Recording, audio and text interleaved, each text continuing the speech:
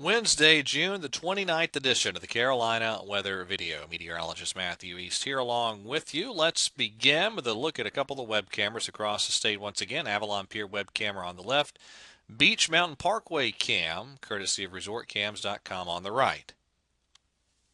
Pretty quiet start to the day in most of the region, although some showers and thunderstorms have just recently exited the Outer Banks. Temperature there at Kill Devil Hills, 73. It is a nice 59 atop Beach Mountain. Some nice mountain temperatures in many instances this morning. These were the highs yesterday across the region. In many spots, the heat backed down a bit due to some clouds and some departing areas of showers. In fact, Raleigh only at 78 yesterday. You eventually got the sunshine to break out along the I-85 corridor late in the day, and so highs in many triad area locations made it up into the mid-80s. Yesterday afternoon, similar around Charlotte once that sun finally did break out. Cooler readings further to the east where the clouds lasted longer yesterday.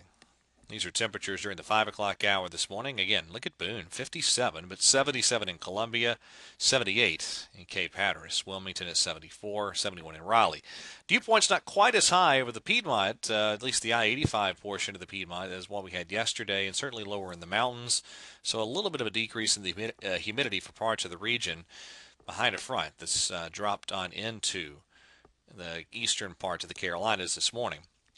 This was the radar presentation throughout the afternoon and the evening hours yesterday. You notice the rain with time gradually departed off to the southeast as we got deeper into the day. We did not have any big severe weather problems across the Carolinas. You did have a lot of severe weather in the mid-Atlantic and pretty good clustering of severe storms in southern South Carolina and parts of Georgia, and a lot of activity Middle Tennessee, and then back into parts of the high plains and portions of the front range of the Rockies. And it is the plains that are going to be under the gun again today in terms of the biggest severe weather threat. Now, tomorrow, the chances for severe weather pulse up just a little bit here across the Carolinas.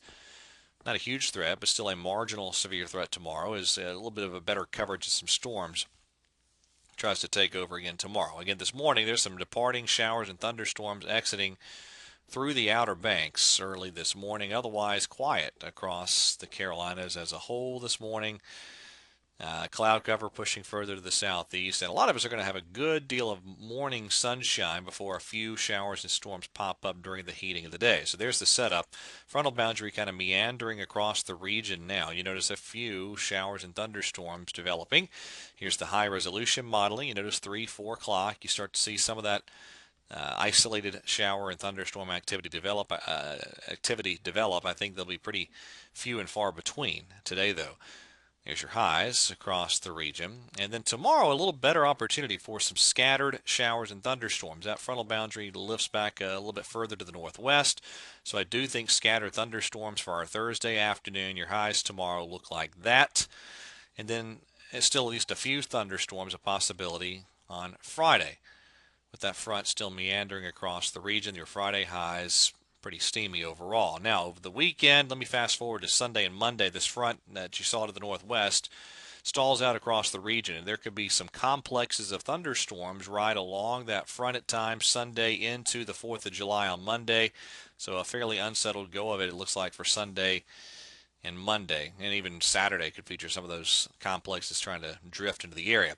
Tropics, all is quiet through the Gulf of Mexico, Caribbean Sea, and Atlantic Ocean. No sign of trouble there. On to the high resolution modeling here. Let's take a peek here at the European model. There's that trough in the eastern part of the country. It doesn't move much through Friday, but then watch this. As you get into next week, this is Wednesday, and then all the way out to next Friday, the European wants to develop a big ridge over the eastern part of the country.